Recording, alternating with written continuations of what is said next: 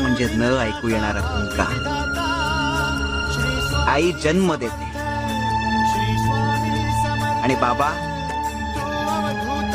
बाबा जगायला शिकवतात. अरे बाळा, माणसं चुकतात, भरकटतात, म्हणून ते वाईट असतात असं नाहीये ना. तुझं प्रेम बदलेल की त्यांना. पण स्वामी, मी एक सांगू, आईसारखे बाबा कधी जवळ आलेच नाही, म्हणून ते कधी कळलेच नाहीत मला. बाबा कळायला अगदी सोपे आहेत बाळ. आपण ज्या घरात राहतो त्या घराची जमीन म्हणजे आई आणि खत म्हणजे बाबा.